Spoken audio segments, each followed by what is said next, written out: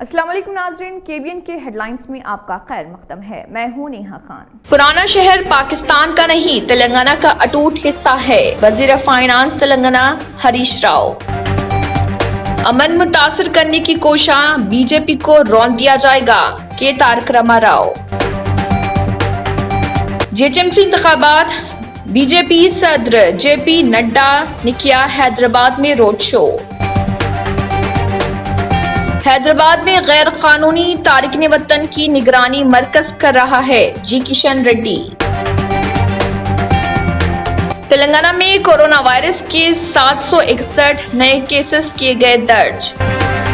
On line game سے مقروض ہو جانے والے نوجوان نے کر لی خودکشی۔ یوگی آدتیہ ناتھ کل آئیں گے حیدرآباد، انتخابی مہم میں لیں گے حصہ۔ وزیر اعظم نریندر مودی کی کل حیدرآباد آمد۔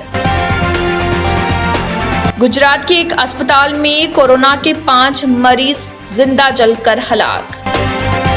سابق چیف منسٹر کشمیر محبوبہ مفتی پھر نظر بند۔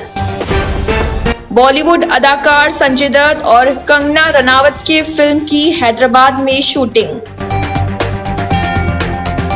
کانگریس لیڈر نارائن ریڈی کانگریس سے مستعفی، BJP میں شامل ہونے کا امکان۔ نوئیڈا میں ملک کی پہلی پلاسٹک روڈ کی تعمیر۔ کانگریس اقتدار میں آئی تو کسان مخالف تینوں قوانین ختم کر دیں گے، سونیا گاندھی۔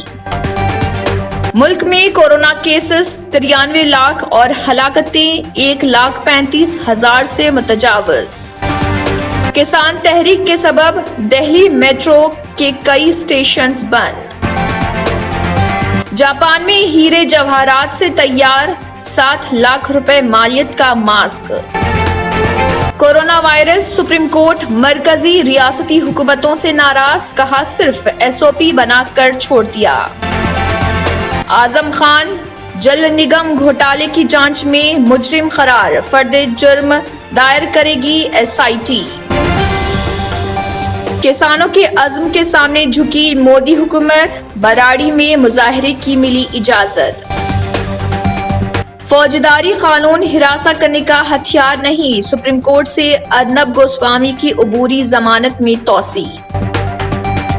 ہمارے دروازوں کے سامنے پولیس گاڑی کھڑا کرنا انتظامیہ کا معمول بن گیا ہے، عمر عبداللہ۔ مالیگاؤں بم دھماکہ، متاثرہ نثار احمد کی درخواست مداخلت بامبے ہائی کورٹ سے منظور۔ اسی کے ساتھ KBN ہیڈ لائنز اختتام کو پہنچتی ہیں۔ اللہ حافظ۔ اگر آپ نے ہمارے چینل کو ابھی تک سبسکرائب نہیں کیا ہے تو یہاں پر ریڈ کلر کا سبسکرائب بٹن دکھ رہا ہے، اسے کلک کریں اور ہمارے چینل کو سبسکرائب کیجیے، اور ساتھ ہی ساتھ بیل آئیکن کو بھی کلک کیجیے، جس سے آپ کو تازہ اپڈیٹ ملتی رہے۔